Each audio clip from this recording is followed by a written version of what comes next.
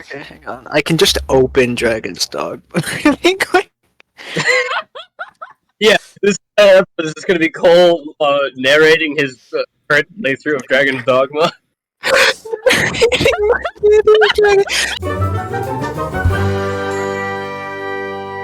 Have you ever done something so useless but still felt a good time doing it? That's Yes. the video game. Welcome to the podcast. I mean, yeah, I know that's Welcome every to the video game. podcast. I'm Melina. I'm Peter. I'm Cole. Hi.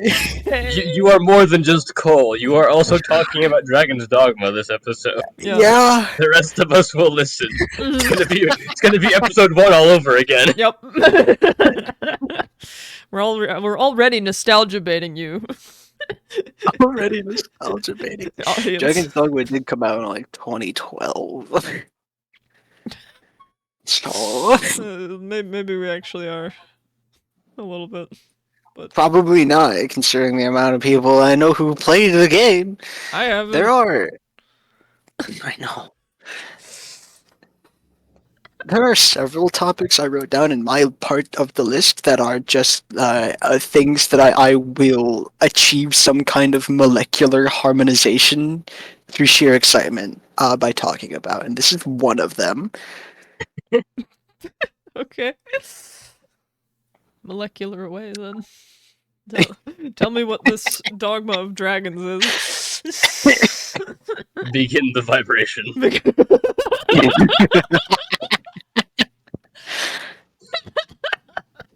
I would just like to say, in case it somehow does not make it in whatsoever, this is immediately after we tried to record something else and it didn't go well. It's been almost an hour.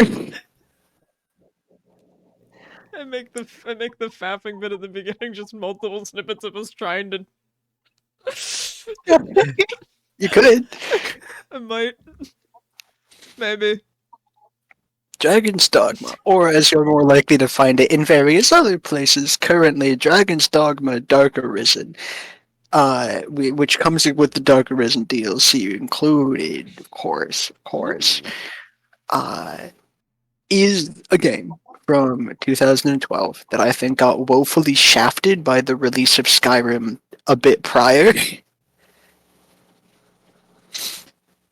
Which is weird, because they really are not all that similar in terms of, like, actual gameplay. Not in the slightest. So if you have ever played something like Devil May Cry, or to be more particular, if you've played Monster Hunter, you get a gist. I'm not talking to you. Wow. It is, yeah, no, now that I think about it, it is very much like Monster Hunter in terms of gameplay. It is very Monster Hunter. You leap onto the monsters, you cling onto them, you cut at them, various bits of them fly off, which debilitates them, or sometimes debilitates you if you, like, unplug its face and it vomits all over you or something. Whole kinds of stuff happen. The plot, though, is something that I particularly like in Dragon's Dogma. The majority of the development effort, I think it's quite clear, went to the environment and the various interactions between the player and the monster and your abilities and the various monsters, which honestly is where the game shines a lot of the time. It's just absolutely stellar. Dragon's Dogma Dark Arisen does not cost much money, I should know. I've bought it 3 times on 3 different platforms. Jesus.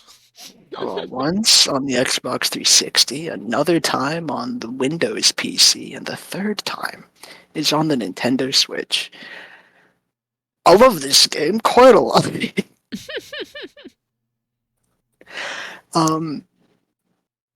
You begin as some random fisher person in the village of Casardis. The fun thing about Dragon's Dogma, in addition to all of the combat that you get into shortly hereafter, and technically get into in the opening, where you play as some guy who is also hunting a dragon, and he's going through a temple, and you get a whole bunch of companions along the way. They're called pawns. They're interesting. You get to the end, you fight a chimera. The chimera fight is really fun and engaging, and it really does, I think, a very good job at introducing you to the various systems that are at play here. Most notably, being able to incapacitate the different parts of the chimera.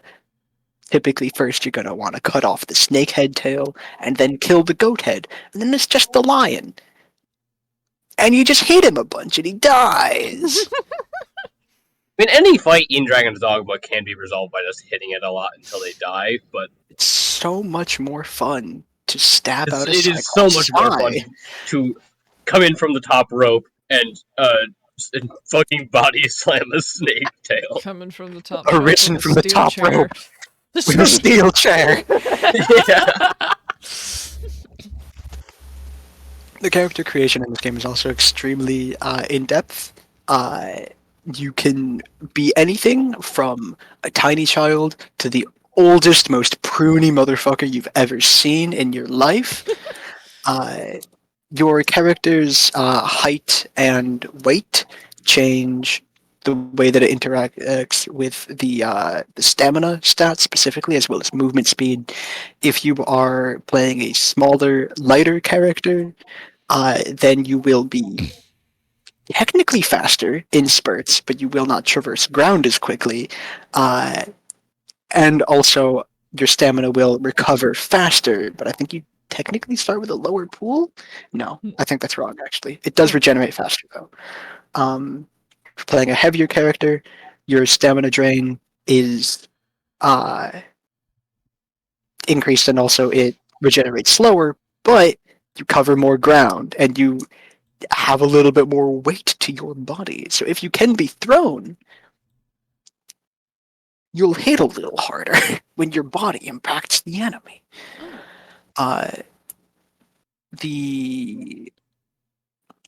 The thing that I find particularly interesting about it is the way in which these character options are then integrated to the resulting relations to the other characters, because the essentially inciting incident of Dragon's Dogma is your village is attacked by a dragon, believe it or not, and a whole bunch of guards are recently at your village to recruit people because a dragon has been sighted, and then that very dragon shows up, roasts most of the soldiers, and lands on the beach and starts destroying things. And of course, as any brave and slightly insane fisher would do, you pick up a sword and you go to stab it until it dies. Hmm. This, of course, results in your death. Oh, no, really. But the dragon recognizes something in you. See, in the world of Dragon's Dogma, dragons are ridiculous creatures. There are several types of dragon kin in Dragon's Dogma, but true dragons, like the one that you fight in the intro, have a very unique purpose within the world, and that is that when someone with a particular amount of courage or wherewithal or just some straight up fucking gumption stands up to them, they name them Arisen, and they do this by taking out your heart and eating it while you bleed on the ground. You live somehow, and this also grants you the title of Arisen. It was a generally well-respected figure in the Duchy of Grancis, where Dragon's Dogma takes place. Hmm. The thing about being an Arisen is that you can't actually die. You are literally canonically immortal. You will not age from the point your heart was taken out. You will not but you can still get sick and suffer, and you do kind of die, but you get back up eventually. It's not permanent. Yeah. The people who serve you, the pawns, also have this. Pawns come from a place called the Rift, or maybe beyond the Rift. It is uncertain exactly. And they are noted as sort of lacking ambition, lacking drive, lacking will is the way that the game phrases it. And this isn't in a like they're unmotivated and they don't want to do anything way. It is they literally like do not have any cognitive process for getting like to for getting to do things. If a pawn does not have any kind of order, it will sit or stand where it is forever. I don't know if they need to eat or sleep. I'm Presumably, sure they're yes, because they fine. seem to just have like normal human physiology. I'm sure they're fine. Just leave them without food or water for like 2 weeks. They'll be fine. Uh, so you go. The plot of the game is technically very simple. After this point, you go to Granzus. You join the worm hunt. You join the dragon hunt. You're sent on a variety of different errands. You uncover a cult called Salvation that believes the dragon to be their salvation. Uh, that wants the entire world to drown in dragon fire. A whole variety of events occur where you're just like not only trying to deal with the fact that there's a dragon happening, but also several other problems all at once. Uh, it takes a while to join the like official worm hunt because the Duke is an asshole who wants you to prove yourself first. The Duke, it's worth noting, is also in Arisen. He fought a dragon in the past and supposedly vanquished it. He is not himself participating in the worm hunt for whatever reason. We'll come back to that. Uh, you also run into another former Arisen just called the Dragon Forged who lives in a hill in a cave, and he gives you some advice at one point in time. Um, you do a whole bunch of miscellaneous stuff while you're dealing with the Cult of Salvation. You're trying to get rid of its influence. You're trying to get rid of its leadership. You're also dealing with the Dragon Hunt and all these like weird political foibles of the Duke and the Duchy. Until eventually you do get to fight the dragon itself. And in a fight with the dragon, it flees at one point, seeing that you are now worthy for an actual fight, and it tells you specifically to come to a mountain pass to fight it. And you go there, and you find out that the dragon has taken your beloved. Your beloved is the character in game that you have the highest amount of approval rating with. This is not a mechanic the game discloses to you before this point in time. Oh. So it could be literally anybody. What? More often than not, it ends up being a random shopkeeper because you interact with them the most. I have a question. Yes. What if everyone hates you? Does it take the person that hates you the least? Yes. That's really funny to me. Just, I've taken your beloved. You mean the guy that like tolerates me a little? Okay. I do like the specific use of the term beloved here because, like I said, you can have your Arisen be almost anybody. So instead of it being a specific kind of love, it is just beloved. Mm. In order to ensure that nothing strange occurs.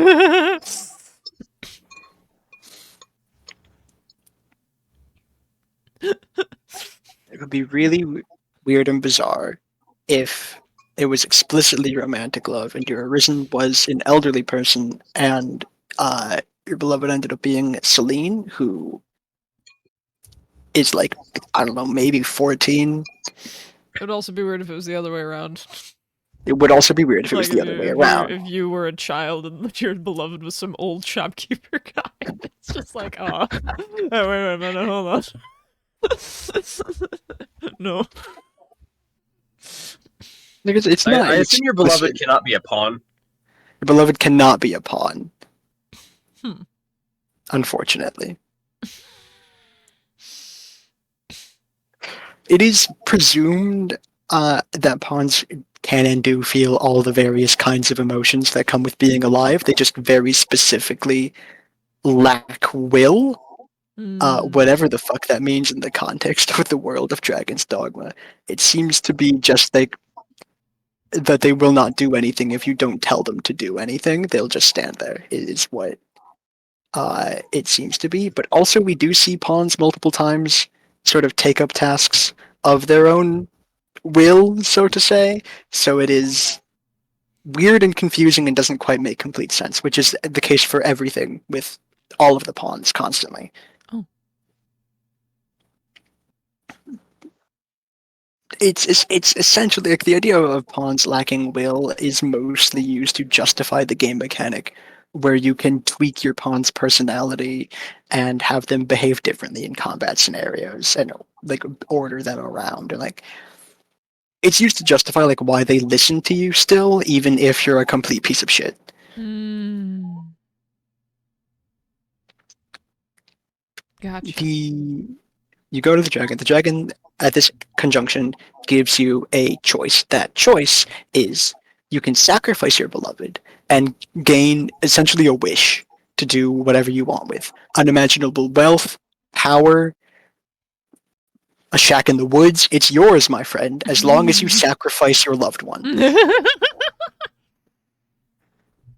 Or you can fight and kill the dragon and get your heart back. But if you do that, then that means that all of the hearts the dragon has swallowed also go back to their previous owners, and they will age rapidly to the point in time in which how old they should be. If you take the option where the dragon eats your loved one, you do get a unique game over. Hmm. That's it, though. There are several other unique game overs that happen immediately hereafter. Not immediately hereafter, but shortly thereafter. You fight the dragon, you win, and you find out very quickly afterwards that Dragon Forged is now dead, aged to dust, just completely gone. The Duke of Grancis, that asshole, sacrificed his true beloved years ago to become the Duke of Grancis. Which is probably why he's not super involved in the dragon hunt, and also why he seems to hate his current wife. He doesn't. And when you re-enter the city, he emerges from the Duke's grounds, accusing you of all kinds of horrific crimes that you're maybe technically guilty of. I don't know what you're talking about. And then also dies of old age. He aged rapidly as well. Not to dust, but he's very old now. So at this point, you also discover a few other horrific things have occurred. You see, in the city, there was a place called the Everfall that you briefly had to go into earlier. It was where the Pawns Guild was, where a lot of pawns lived, and they just requisitioned mostly mercenary services. You see, the Everfall was like just this big old hole that goes down real far. It's a lot bigger now. Previously, the Everfall was like behind a door and you had to go down some stairs and then it's like this big old spiral going down into the ground. But it's like under other things. Like it looks like a place that had to be excavated in order to be found in the first place. Now it's wide open air to the surface. The surrounding area has been completely destroyed. Several people are dead, including someone you had the option to resurrect earlier, and possibly a family who you helped keep their house. They're just all dead. Oh.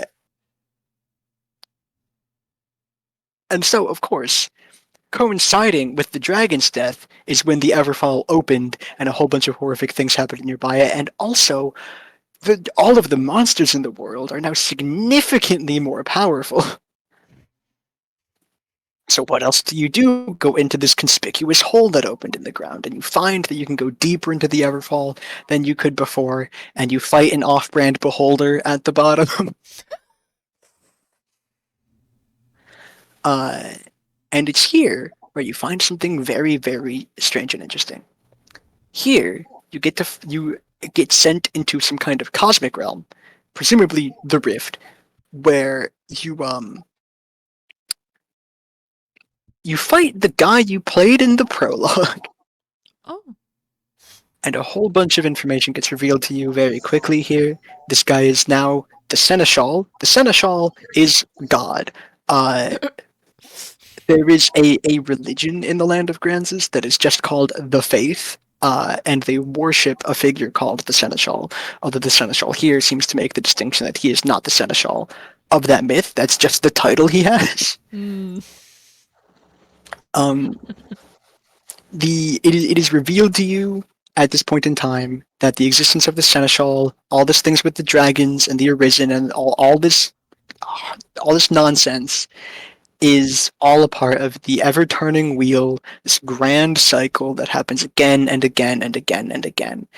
Um, and the seneschal gives you two paths, multiple paths here to choose from. More than two, I realized. There's many. When you first enter the area and you walk a while, you are given an illusion of Casardis, of your home fishing village, where you can live in peace and harmony, knowing it's not real, but I don't have to kill any people here. Less blood on my hands. There you go. That's another unique game over. There's a third one immediately hereafter, where you choose to fight the seneschal. You break from the illusion. You fight the seneschal, and if you lose, you fall out of the rift. And as you're falling, you turn into the next dragon. Oh. And the whole thing continues. If you kill the seneschal, then you become the seneschal, and now you're condemned to the same fate that he was condemned to, which was to really just sit here forever. Oh. You can enter Casardis and the capital town of Granzis as like a little ghost and witness things, but you can't interact with anything. You can't do anything. And it's at this point, if you have the dagger called Godsbane, and not the sword Godsbane, the dagger Godsbane, I believe, you can kill yourself. Oh. Presumably, your death here, with no one to take the place of Seneschal, ends the cycle completely. Your pawn, your main pawn, partway through the game, you create a pawn as well. It's your main buddy. Friend. Falls from the sky, and as they fall into the waters of Casardis, they take on your visage. They become you, in form only. And your beloved, who after you kill the dragon, moves into your house. I'm here now. I feel safer there. So you killing the dragon for me means that we're roommates now, right? Yeah, okay, cool. I'm gonna... And upon seeing someone who looks exactly like you fall into the water, they run outside and they see you there, and it's a little bittersweet, because you're dead. But depending on who exactly your beloved is, they may or may not believe that the pawn is you. There are two specific exemptions to them believing that the pawn is you, and that is Kina, who is someone very important from the earlier parts of the game, will know, and also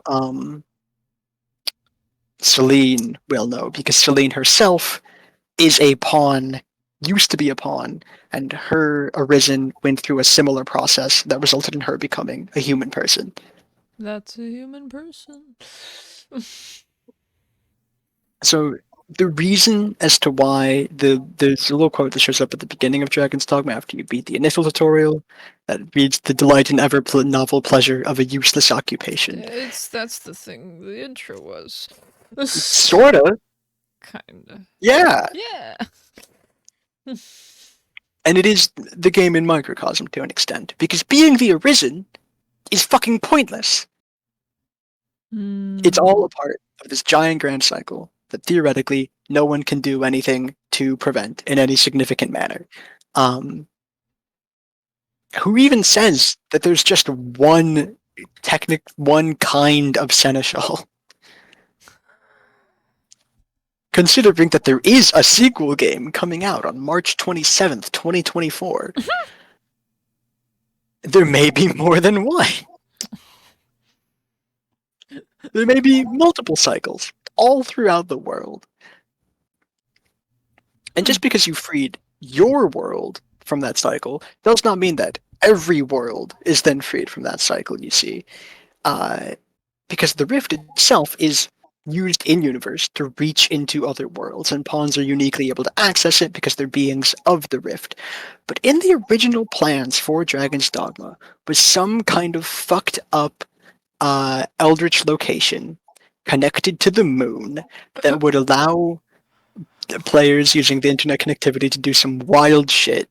And this kind of stayed in the like world of Dragon's Dogma, where every world has the same moon but different unique stuns.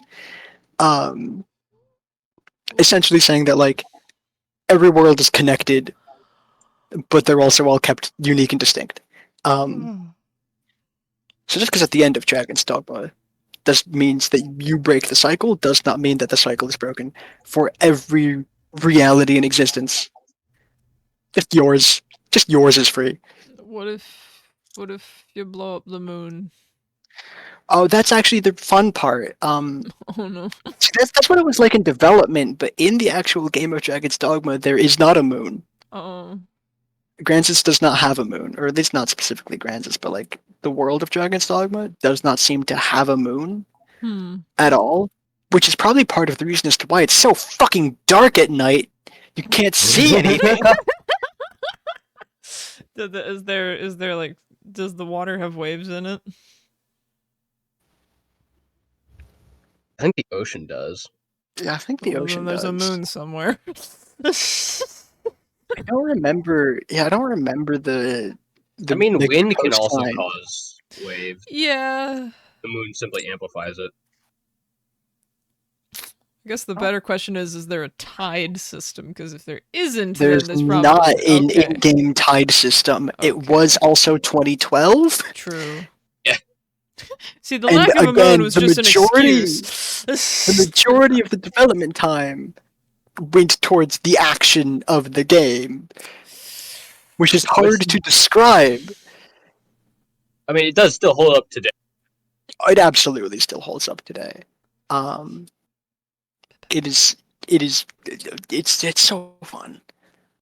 I personally like to play a mage and hit everything with a giant lightning whip, which unfortunately means I don't climb the monsters very frequently. Which is why, in a different save, in a different playthrough of the game, when I restarted. I've only beaten the game one time since the last time I talked to you guys about it, which was specifically when the last time I showed it to you, Alina, was like, I showed it to you once. Yeah, you might not remember because it was like a long time ago. I remember it very vaguely, but I remember it. It was you were running around the town and stuff, and then there was a thing in the sky. Yeah, the thing in the sky was the dragon falling out of the sky. Yeah. See, I remember more the rabbit hole we went down because of that. Oh! Yes, the sky clunge. Yeah.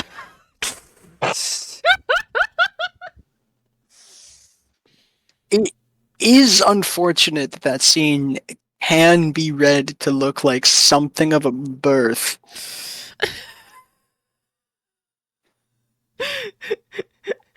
Yeah, I think I remember now. You were like, ah, dragon is born out of this hole in the sky, and then we started making jokes about how it's like, ah, haha, vagina in sky, and then like It's a sky giant. yeah, and then we went on a tangent of like, what else could we call this that means vagina, and then we settled on the word clunge.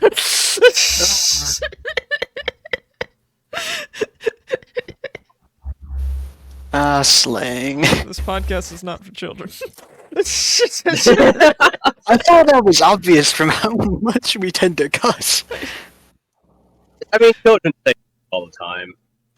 Yeah. Yeah, sorry, when you say child, I imagine an 8-year-old. Oh, yeah. Yeah, no. Even by your definition, children say fuck all the time.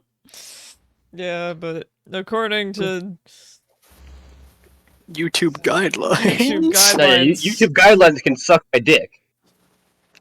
Because this isn't Peter, for you're kids. just gonna send an unnamed gunman to your house.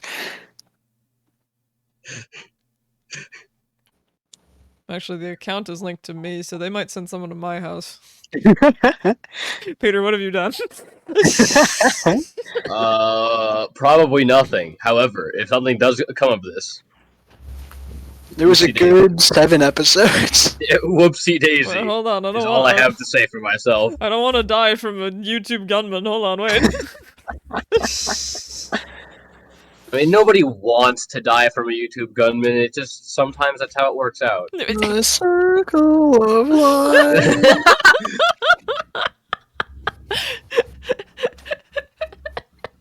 And now Disney's gonna send a gunman after me. Cole, what are you doing?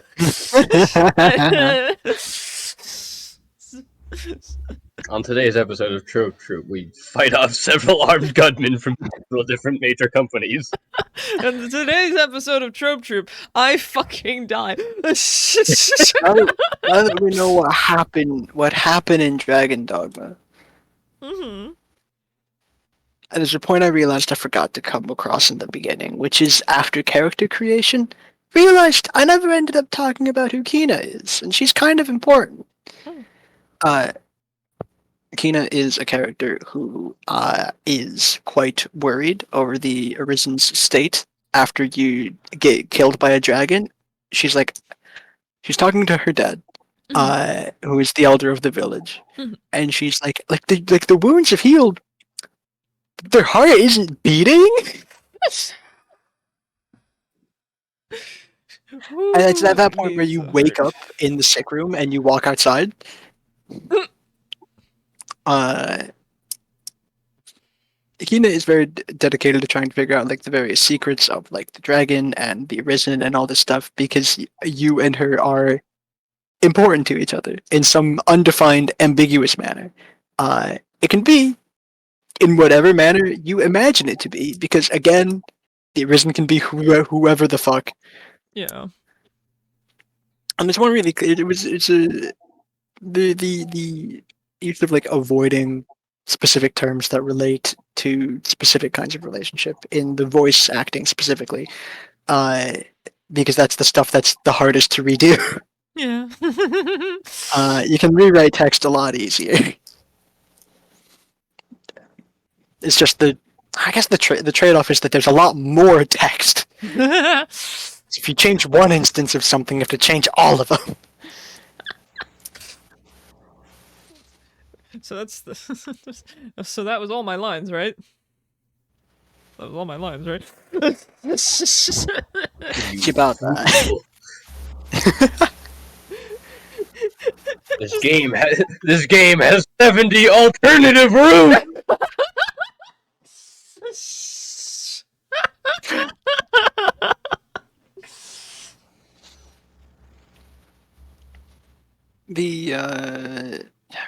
Yes, I haven't talked about the story of Dark Arisen at all, but that's because, in all honesty, the story of the Dark Arisen DLC loses my ability to comprehend it. I lose my ability to comprehend it every time I think about it.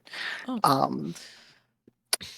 Entirely because it takes place entirely on a place called Bitter Black Isle, and I, in all honesty, when I played through Bitter Black Isle, just got too involved in the fact that it's essentially one giant mega dungeon to actually pay attention to the plot that was happening. All I remember about Bitter Black Isle is fucking hating it. It's very difficult. I never managed to kill death. Killing death is very hard. Well, Believe yeah, it or not. I would think so. It's death. I remember encountering death. I do not remember surviving that encounter. I think I just ran. Yeah, there is a scripted encounter with an enemy fittingly called Death, looking very much the way you imagine Death looks, Okay. near the beginning of Bitter Black Isle, and it will just kill you immediately because there's no way in hell you're strong enough to beat it at that point in time, unless you've New Game Plus maybe. But I don't exactly recall how Dragons Dogma New Game Plus works because I've not really done it. Every time I've played the game, it's been a new character.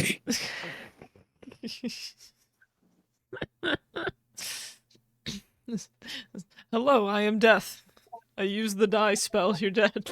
That's That's basically how it goes. yeah. It's death. You don't kill death. It's death. So I won't tell you, man. Anyway, yeah, I like Dragon's Dogma a whole lot. Is there any specific parts of it you want me to talk about right now? How many times have you restarted? How many times have I restarted Dragon's Dogma? A bit of an aside for the audience. I rarely finish games. Mhm. It takes a long time for me to beat a game, and yeah, no, that's it. I just start them over and over and over again, and I go through like the first quarter until I die, basically, probably. Like die in real life eventually one day.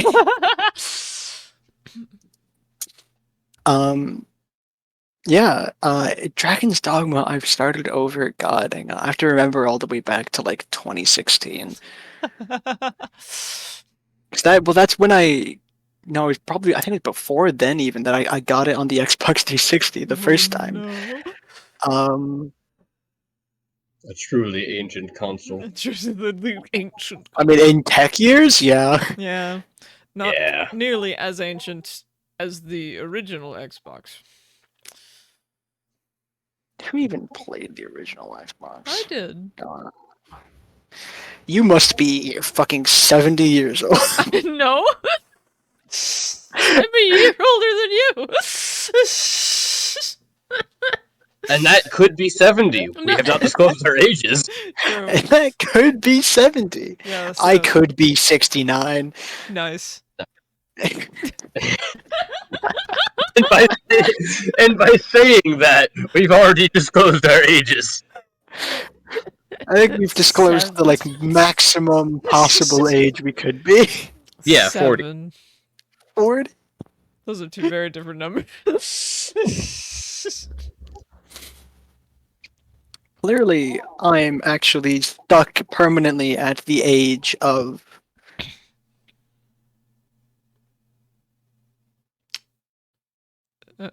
Am I gonna? Yeah. Yeah. Stuck at the age of chewing noises. I didn't know Who there knows was an what age. age that is? Well, if we extrapolate, as we all know, children below the age of 7 cannot chew. So Cole, you are at least 7. Fuck. Therefore, I am at least 8.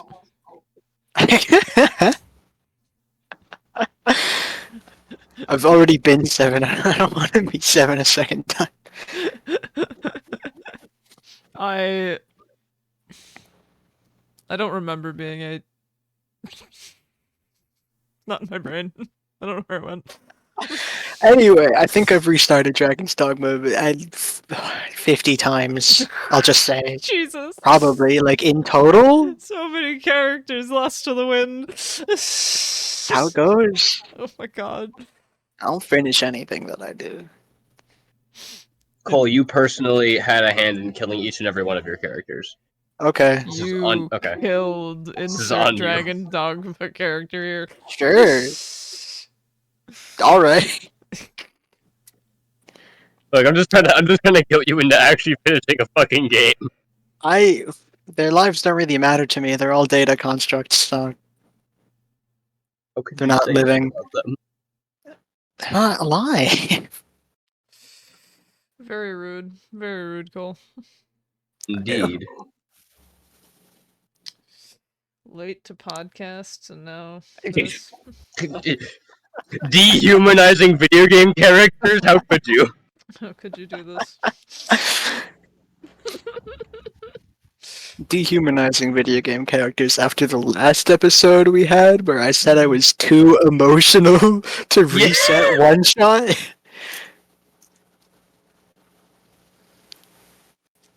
Mm. Have some consistency at the very least. No, You see, care no, or do you not? I don't feel anything for the Dragon's Dogma characters because they're not like they made no attempt to connect to me. My emotions and feelings in the matter of their lives are what matters here. It's all about you, isn't it? Yeah, it is. Thank you for realizing.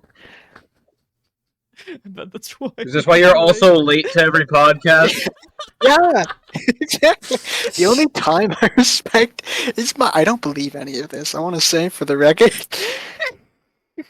Yeah, sure. Yeah, Sure. Give a disclaimer. Yeah,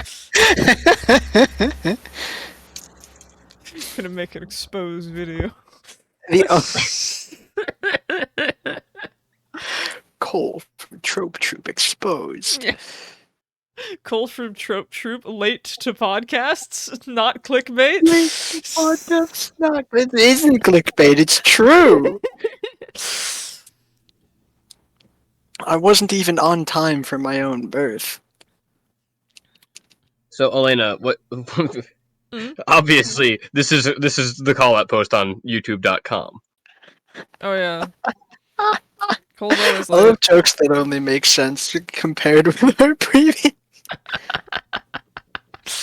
Yeah, no. In the next funny moments episode, everything will come together. It will all make Yeah, sense. it will all make sense. However far out that is. Stay tuned for 7 weeks from now. Whenever our schedules conflict and I have to compile footage to make up for lack of video. See, I just like Dragons Dogma a lot, and it's hard to articulate why. So if there are any leading questions that could be asked. I have a question for a hypothetical. Okay.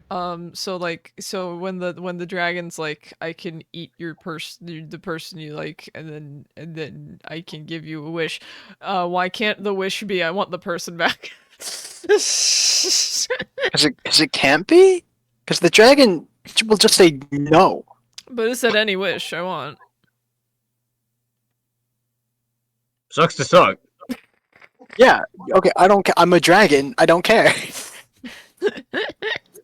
An exact copy. Also, it's not like a wish. It's specifically you trade your beloved one for incredible wealth and power. What if I had wish for the power to resurrect the person? There is resurrection that exists in the world of Dragon's Dogma. Unfortunately, in order to do it, you do need the body of the deceased, and if they're eaten or torched to ashes, That's not really a body. It's bits of one.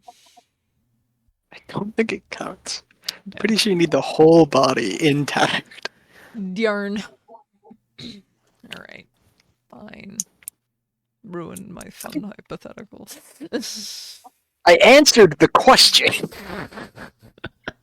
correctly. You could have been nicer about it. Never. Late to the podcast. Rude answers. What's next?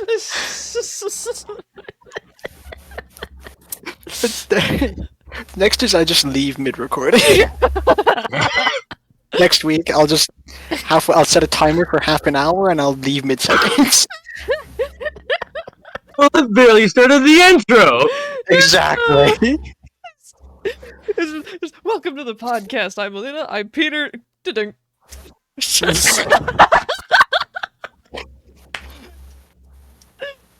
God. Oh my goodness. Okay, so no, I was.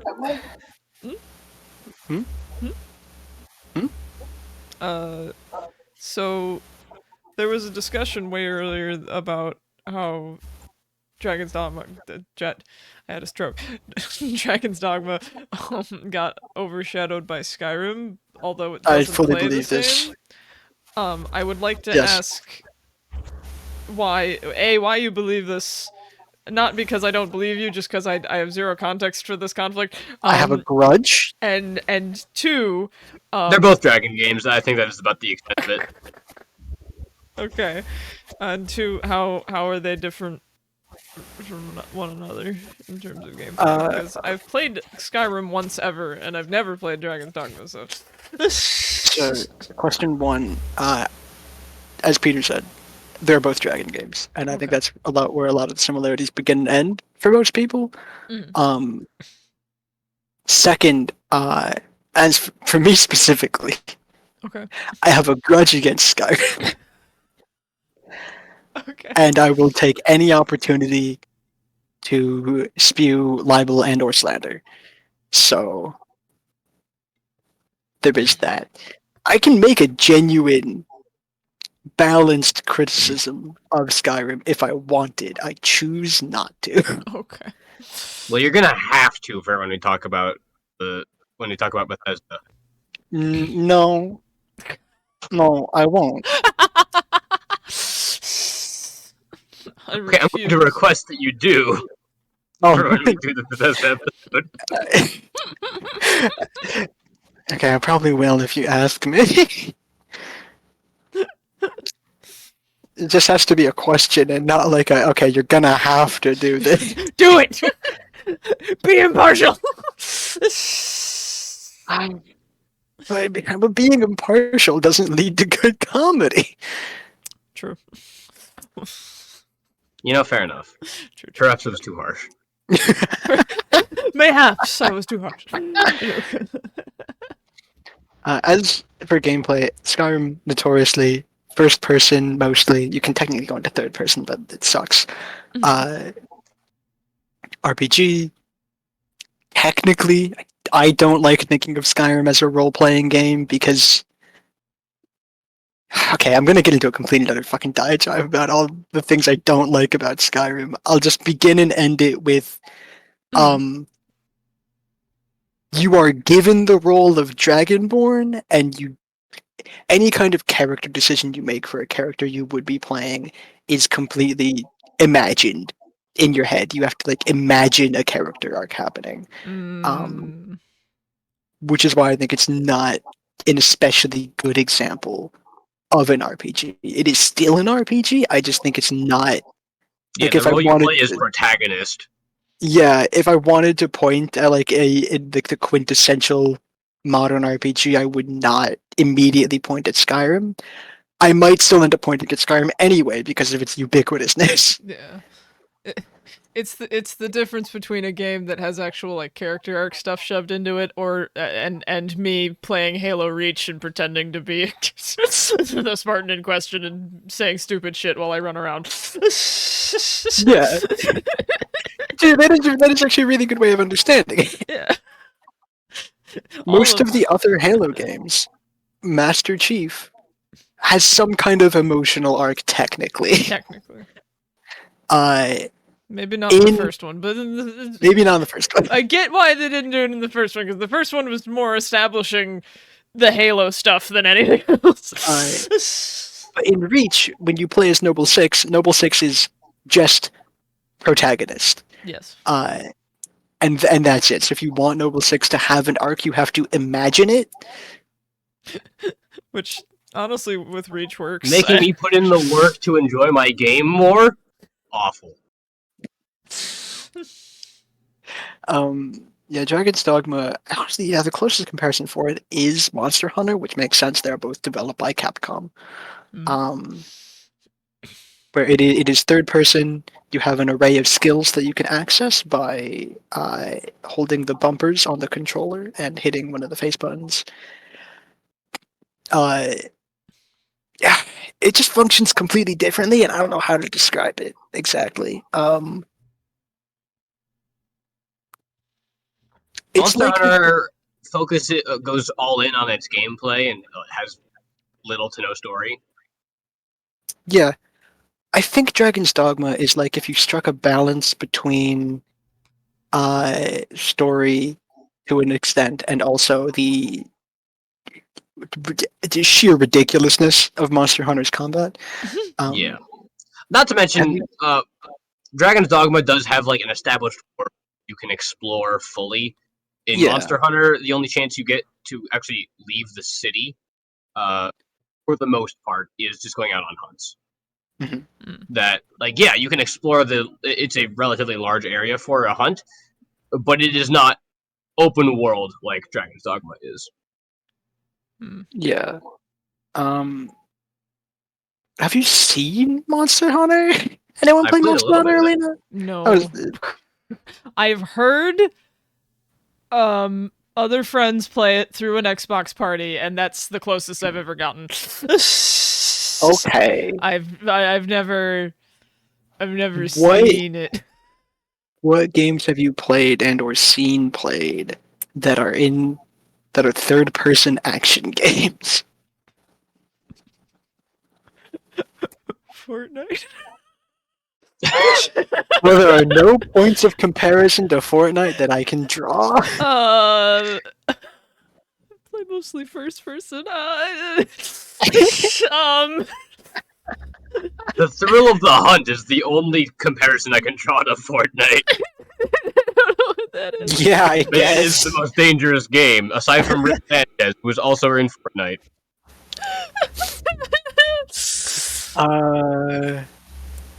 Yeah, I don't know. I don't know how to describe. I'm not very good at describing gameplay elements like this. It's okay. It's okay. I get it. I've exclusively lived off of Halo for most of my life. I understand. It's difficult to explain things to me that aren't Halo based.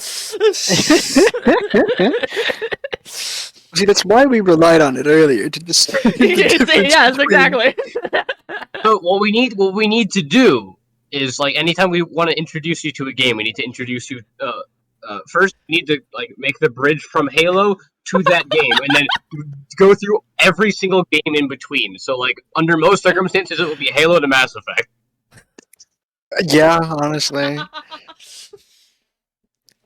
Oh my gosh. Yeah, y'all sit me down and there's like a cork board with like lines and images everywhere. It's like, okay. I'll make a conspiracy board for this on the internet. I'll do that. Okay. Maybe. It's Maybe. it's non-committal. If we ever do We all know I don't finish things. if we ever do an episode on conspiracy boards as a trope, we could show It will just no. It will we, instead of having the regular podcast visual, it will just be Cole streaming his own corkboard. Like, You know, it will be the inception of the Trope Troupe conspiracy theory board. I do have a large whiteboard. I was gonna say just do it on like fucking MS Paint or something. That would be funny. Eh? That would be funny. One thing I really like about Dragon's Dogma is how the world connects to both the gameplay and the like narrative bits of it. So like, notoriously, Dragon's Dogma does not have a fast travel system, which sucks because the only mode of transport that is at all reliable is your feet, and you are not very fast. Yeah, it is like trying to. Sorry to make more comparisons between Dragon's Dogma and Skyrim, but it is like trying to explore Skyrim exclusively on foot. That sounds painful.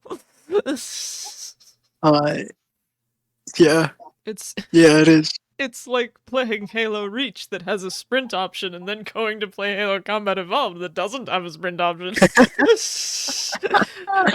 Yes, exactly that. Oh wow. Or if you're playing Halo Reach, where you usually have the sprint option, but you forsake the sprint power for another power. Big mistake. Big mistake. At least the way I play it. At least to you.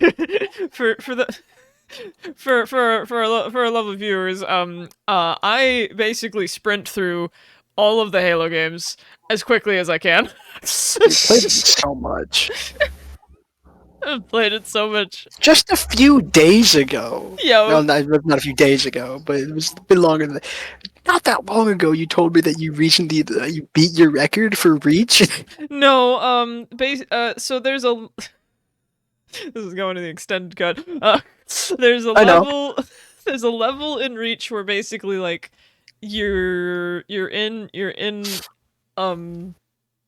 a falcon, with your buddies, and uh you they decide to, because you have to get to this Covenant tower that's like transmitting its signal or something. And the pilot has the brilliant idea of just trying to fly the ship through the force field around it, which results in it, crashing. But you get in, and basically you're the whole idea of the level, what you're supposed to do, is fight a bunch of guys on the ground and then get to the bottom of the tower where there's a thing that like gravity sends you up to the top of the tower, and then you kill everybody up top and you hit the turn the thing off button. That's not how I do it, because they provide the jetpack thing. And so you switch out your sprint for the jetpack. I found there's a structure close to the tower that gets you up high enough to get to the middle of the tower, where you can just skip all of the ground fighting and get straight to the tower. And then the hard part here is like killing everybody upstairs, because they've got like plasma cannons, and then there's an elite with a sword, and those are usually not fun. But in this recent playthrough, I got up there, killed one of the grunts with a plasma cannon, and then proceeded to obliterate everyone and hit the button in like 3 minutes. Because usually I'm stuck up there for a second, but nope.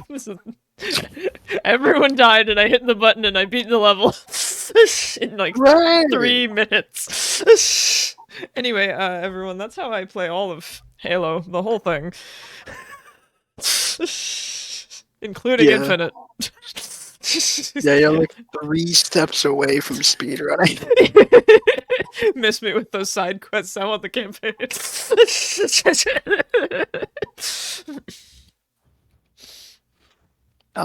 There's a whole bunch of stuff. It's a Dragons Dogma notoriously does not have a fast travel system, and your feet aren't the fastest thing ever. So, how do you get around instead? Well, in Dark Arisen, thankfully, they made it a lot fucking easier. Yeah. Previously, throughout the world, really just in one location, in Gran Soren, the capital city of Gransis, there was a thing called I forget if the stagnant ones are port crystals or if the items you use are port crystals. No, yes. So in Gran Soren, there's a thing called a port crystal, and there are these other items that you can get that are consumables that will warp you back to the port crystal. I believe there is one other port crystal that you can find that you can pick up and move and put down somewhere. However, the problem here is one of money. Because the stuff that you use to teleport to the port crystals, they're called fairy stones. They use to warp to port crystals. You can only have a certain amount of fairy stones. There's not that many that you can get at once, and they cost a lot of money to buy, so you have to be careful on when you use them. Are you absolutely certain that you don't want to just walk back? Dragons Dogma 2, thankfully, adds more mobile port crystals that you can move around, as well as the addition of an infinite fairy stone that is unbreakable, that you can use over and over and over again. Yeah. So that makes it a bit easier to get around, but it is still really hard to go anywhere. And the thing is, though, that all of these items aren't just like an abstraction of gameplay. They're all stuff that fully exists within the world. People will refer to port crystals. They'll talk about fairy stones. It's all stuff that people actively, you'll run into them talking about here or there. This is also the case with the items called wake stones that allow you to revive people. They're spoken of in a more like mythical, reverent tone because they are more rare. And there's not one just like in the middle of Gran Soren where everyone can fucking see it. There it is. Right But there. if you have a wake stone on your person, if you have a completed wake stone on your person, because they do come in shards, then when you die, you don't have to like respawn somewhere else. You just wake back up again immediately. Um, and these are all things that fully just exist in the world. And my favorite way with it, 'cause like I said before, the most of the development of Dragons Dogma very very clearly went to the interactions between the environment, your abilities, and the various monsters that exist. And there's a lot of really fun examples of this. There's the fight with a Hydra near the beginning of the game. You do not kill the Hydra, you are still way too low level for that, but you do manage to take off one of its heads. And that's a whole thing. There's several different ways to deal with the Hydra. If you're playing a more ranged class, you can of course stay back and try to snipe one of its heads by locking onto it. Or you can do the crazy ridiculous thing that you do if you're playing any class with a proper melee weapon and climb its neck. Which Get is the only right up correct on top option. of there. It's the only reasonable option. Coming from the top rope with a steel chair. It's really hard to come in from the top rope on this giant Hydra, but you can sure try. Coming from the top neck with a steel chair. You can try to jump from one neck to another one. I don't recommend it. Why not? Sounds like a great Because idea. you'll probably fall and start dying. Well, it's a good thing I don't own the game and therefore can't do that to myself. You can grab harpies that exist. You can, if you get close enough to them, you can grab them and you can go for a short little ride. One of the best examples of this in the entire game is pretty soon after you meet the Duke for the first time properly, after you exit Grand Soren, you'll see a few soldiers fighting a griffin, and once the griffin loses a certain amount of its health, it will fly away. But if you grab onto the griffin before it flies away, you can get onto its back, and it will just take you somewhere. Most of the ways that your abilities interact with the environment and with the monsters is through doing various kinds of elemental damage, setting things on fire, setting things on lightning, setting things on ice. There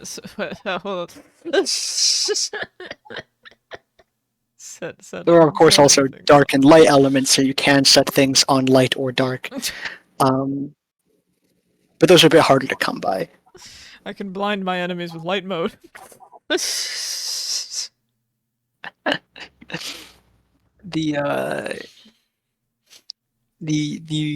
a lot of interactions that, of course, undead enemies have. If you cast light spells at them or you do light effects at them, there's an entire parry system that technically exists in the game. If you specifically play the class Mystic Knight, you gain the ability to, if you hit block at the right time, parry the enemy and like charge a super skill.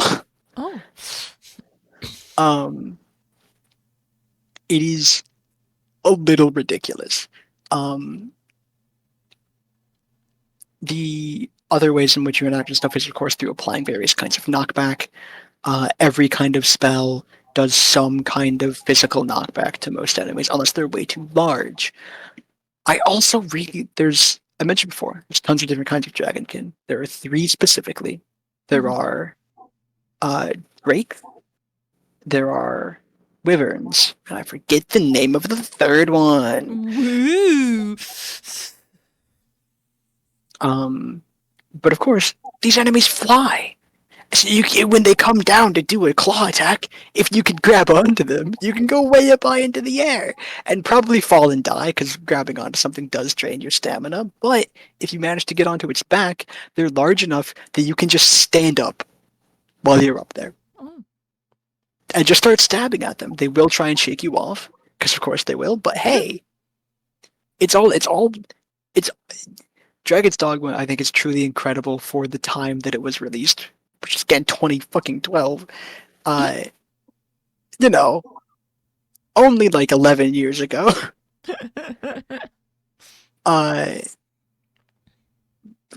because it is built of a bunch of different emergent systems. So like various enemies will have interactions with each other in various ways, not just with each other in the environment and with you in different ways. And a whole part of the game is learning how to use all that shit to your environment. Truly, the best strategy does typically boil down to Arisen comes down from the top rope with a steel chair. Because it also happens to be one of the most fun strategies, and so the game puts you in a lot of situations where you are able to do it. It is actually a fairly vertical landscape for larger battles. Yeah. It is very stellar at, like, the combat in the game, all of the gameplay elements are really, really where Dragon's Dogma shines. And honestly, the evolutions in that are one of the things I'm most looking forward to in the second game. But given that they did not have a whole lot much more to improve on other than just making the interactions more complex and nuanced, uh, I'm mostly looking forward to what kind of story the second game will tell. Because a little known fact, there was a Dragon's Dogma MMO called Dragon's Dogma Online, and it did okay. It existed. It did fine, I think. It's hard for me to find a lot of concrete information on it. Here, let me try. I meant regarding its like popularity and success. Well, seeing as it's no longer a thing, presumably, Yeah. I think we can tell that it did eventually not do as great. As of 2019, the servers have been shut down. Yeah, they're only up for a few years. Yeah, it's up for like 4 years. Yeah, I think that is enough information about it, honestly, to know how well it did. Skyrim wins again. It's not fair, okay? I swear to God. Bethesda wove in some kind of fucked up dark magic into Skyrim that possesses you whenever you think about it, forcing you to re-download the game and or buy it again. I mean, there's a reason it's available on what 10 consoles. Yeah. Versions of it are available on across several platforms. I never had this issue. I played it once and was like, eh. And then went on with my life. It has no effect on people who have played the game critically.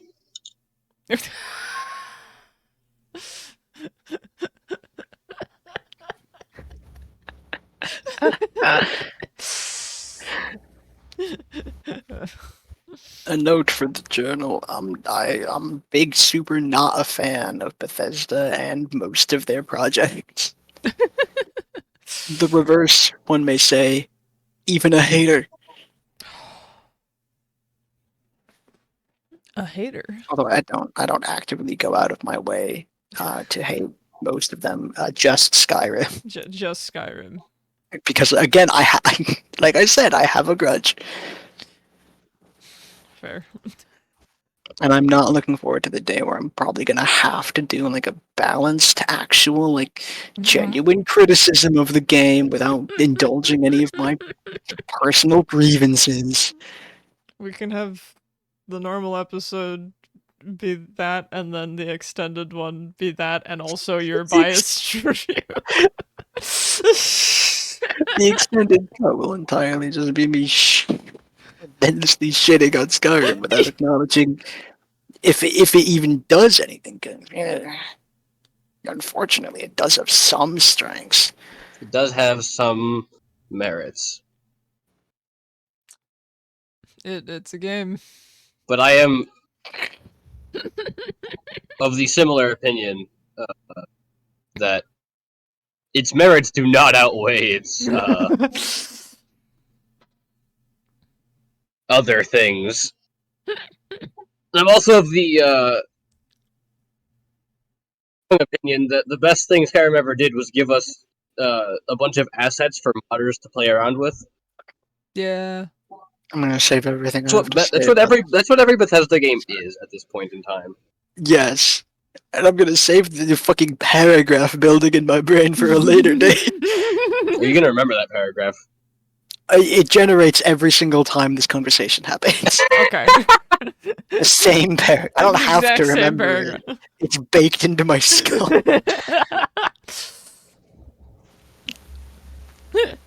Yeah, I like Dragon's Dogma a lot. It's very good. I'm pretty sure Dragon's Dogma Dark Arisen is a mere $20, which is a paltry sum compared to the price of the second game coming out in 3 months, which is $70. Ow. Yeah. Why? Why did they Modern raise it games $10? will be modern games, I guess.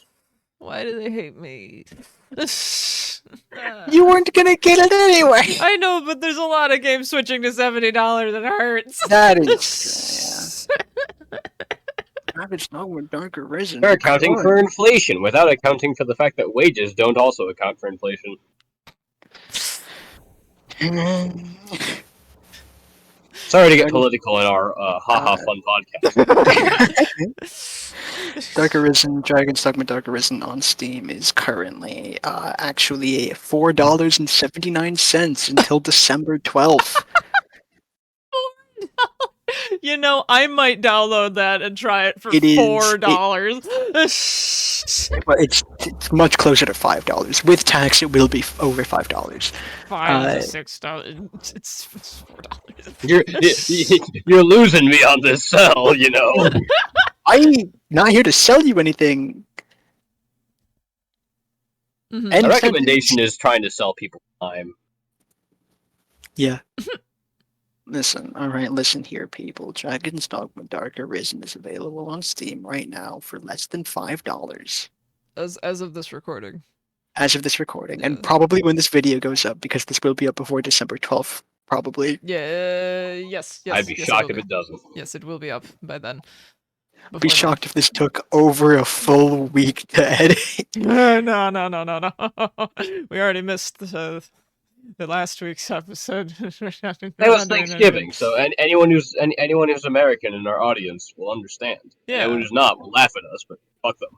Yeah, fuck y'all, America! I was eating my turkey, damn it! I didn't have time to podcast. I was also sick, so that That's- was. It wasn't gonna happen anyway. It wasn't gonna happen anyway, and also I didn't have enough footage to compile into a funny moments thing, so I would just live with it. I don't know what to tell you, man. The point is, if you have like around $5, you can probably get it on Steam for very little money. And experience it for yourself and be as hyped as I am for the second game, and then probably not spend $70 on the second game. That will be Unless, of I'm course, not- you have I- disposable income. yeah. If you happen to be able to dispose of $70 safely, Like I mean, fuck it. It's up can, to you but I to do don't whatever you want with that money. wanna.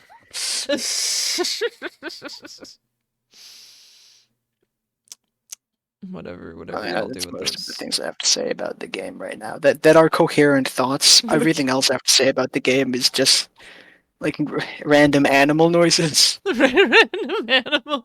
Can you give us an example of this? I don't really want to. Okay. The noise that comes out of me when I think about these things is I don't know what it is. Okay. It's a noise, I guess. It is a noise. It's like a very high pitched scream, but more it's like a particular fire alarm.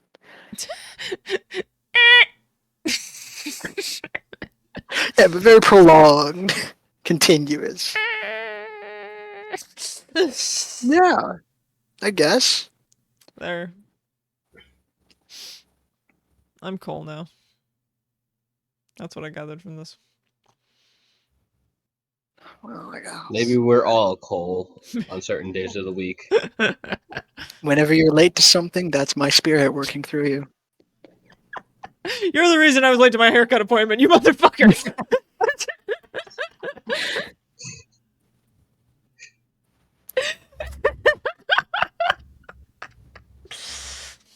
I sure was.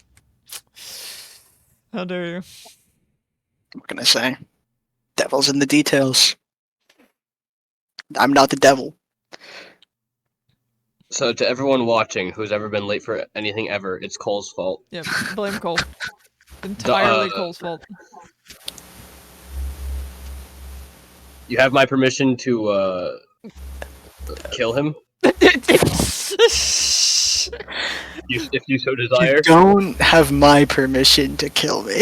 Yeah, but of course they have your permission. It's your fault. Peter, I'm gonna have to ask you to reconsider because we need Cole till at least episode 50. Yeah, it's Yeah. episode 50. Like a year from now. Yeah.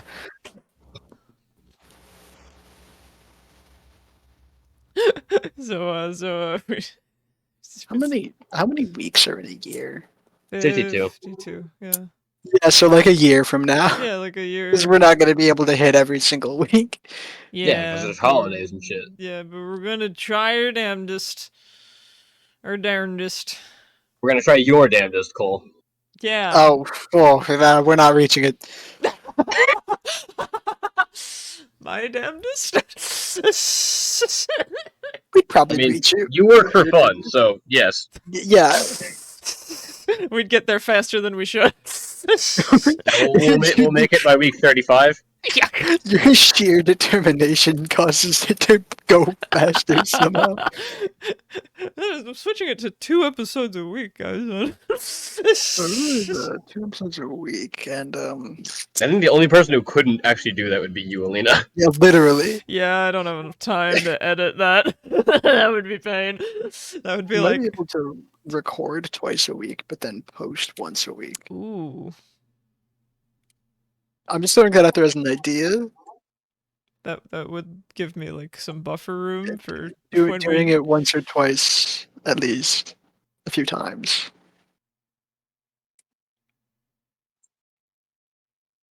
This is a good idea. We probably should have started with this idea. But we didn't.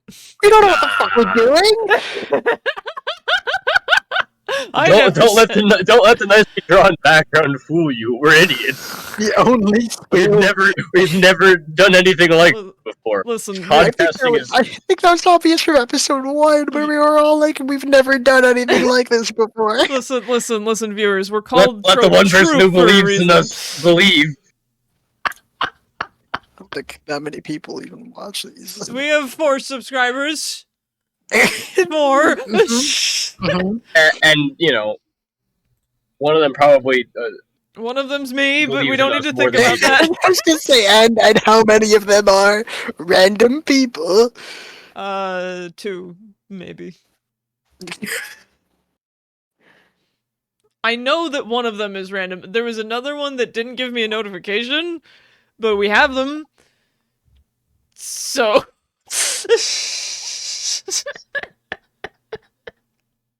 I don't know who they are. This is the end of the episode. Peter hit something. No, Oh, hold okay. on. I've only got to number 25 on the clock. So what the fuck else to talk about? Listen. I talk about it in the second game you can play as a furry. Oh, That's it. End sentence. There's nothing. There's nothing else. can So, you They're specifically cat people. can you? Here's a question: can you mod Dragons Dogma, or is it? Oh, absolutely. Oh, Yeah. okay. I don't think there's no official mod support, but there is Yeah. definitely mods for it. Okay. I don't think there's even a Steam workshop for it. You would have to go through Nexus. Okay. Like So, that right. obstacle. Yeah, for people who actively want to mod things, it is not really an obstacle. Yeah, I just we were making a lot of Skyrim comparisons, so I just because I know one of Skyrim's big things is the ability to mod. The only shit. leg it can Only. stand on is the modding Yeah, community. yeah. So I was just wondering if Dragon Dogma could also do that, which Yeah, Honestly, you can. don't really need mods. It is a solid game. Yeah. Yeah. That's kind of the thing if like Skyrim actively needs mods, I feel, to be a better game a lot of the time. Especially one of the mods that it needs is the unofficial bug patch. Yeah, Uh, because Todd Howard refuses to play his games, first of all, and second of all, fix them. I don't think we can blame just Todd Howard for it. There's got to be other people at Bethesda leadership. As far as I'm aware, Todd Howard is like the only fucking person who makes the decisions at Bethesda. You know, I would believe it. He does seem like some kind of dark magician. Dark magician with naught but an ego to his name. Not but an ego.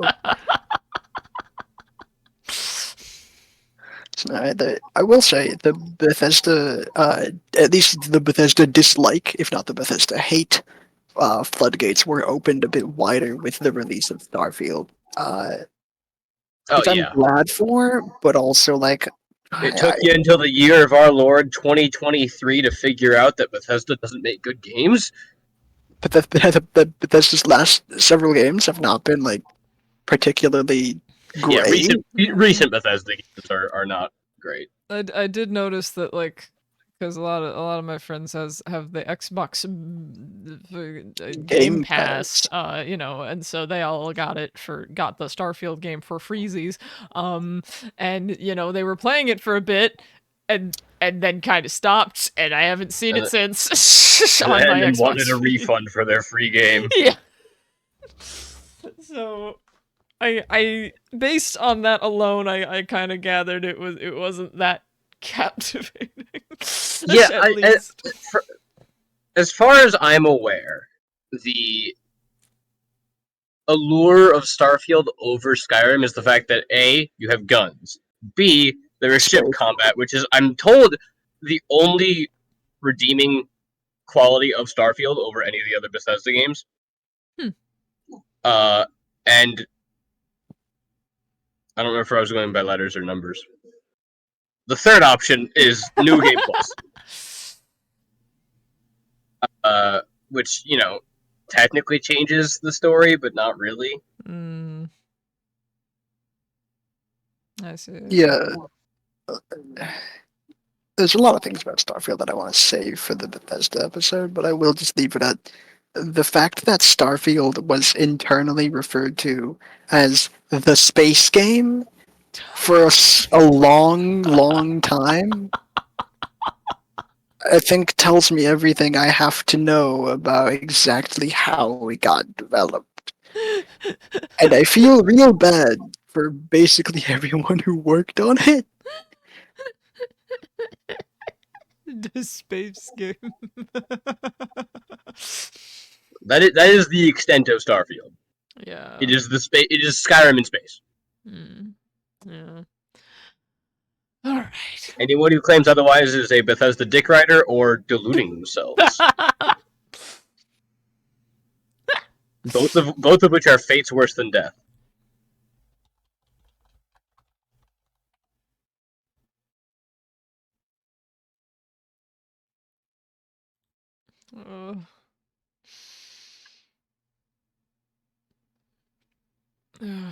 All right.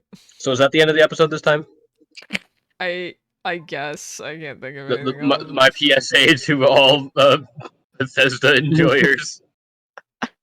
Dear all Bethesda enjoyers. Stop. You can like Bethesda games. All I want from people who enjoy Bethesda is to continuously admit that they're the problems that exist in the things. Yeah, the fact that they do not is the reason that they. The main reason I do not enjoy most Bethesda games anymore is because nobody admits their flaws. There's one Bethesda game I've enjoyed ever. Doom. See, Alina, though, you're doing a classic misconstrue here, I think. No, I'm looking at the Bethesda website right now, and one of the games they have listed is Doom. Yeah, what other games do they have listed there? Skyrim, Of course, of course. Skyrim VR. Yeah. The Elder Scrolls Blades. We do not talk Wolfenstein, about- Wolfenstein. See, okay. I'm pretty sure what is going on is that on Bethesda's website, there are both games published by Bethesda and games made by Bethesda. Mm, And those are Which two are, of very course, different different. things. Wolfenstein. Because I know for a fact Wolfenstein was not developed in-house by Bethesda. Yeah. It just I has don't the know about Bethesda Doom. stamp of approval on it. Here. It was published by Bethesda. Gum.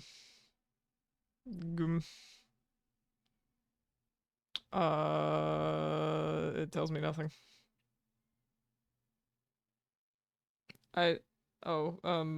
What is the studio that's ID? Yeah, Wolfenstein was, as I suspected, developed by Machine Games from 2014 until now. And Doom, Is ID, whatever that is. huh? I think that's the people that made. Hold on. Oh, id, yeah. Id. Yeah, id Software. Oh. Yeah. Oh, it's just id. Okay. I was very confused as to why you were saying ID. I'm like, what? Huh? Because it's an ID, and I don't know.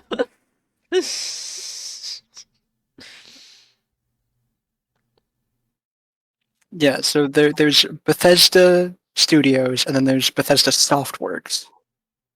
But Softworks is the publisher, and Studios is the ones that make the games. And I don't think Bethesda Studios has made a game since Fallout 4 until Starfield recently. Ah. I might be wrong about that. I no, sorry. They did make a game between now and then. It was Fallout 76. Ah, yes. Ah, yes, that one. There's a reason I forgot about it. Yeah, even Bethesda defenders cannot defend 76. Well, I've seen a lot of people talking about how like it did genuinely get better and more enjoyable over time, but like Bethesda could not recover from the launch. Yeah, much like Cyberpunk, except it did recover from Yeah, the except launch. Cyberpunk did recover from the launch. It did. Technically, yeah. I've seen a lot more people enjoying it after Cyberpunk, after the 2.0 update several months ago. Okay. Then, of The course, thing- the Phantom Liberty DLC. Yeah, which came out with the 2.0 update. The thing is that it has just also been way too long for it to reach the point that it's at now. So like it's just not going to hit massive numbers. Yeah. Yeah, and I mean, technically, it will also never recover from its launch because it would absolutely be, like Phantom Liberty would make a game of the year. As it stands now, it is competing with Baldur's Gate 3 instead of overshadowing it. Well, you can call it competing. Yes. I say competing in quotations. Can I make a suggestion for Peter to make sound so I can stop recording? Yes. We're stuck What's the here dog doing? forever until. There we go.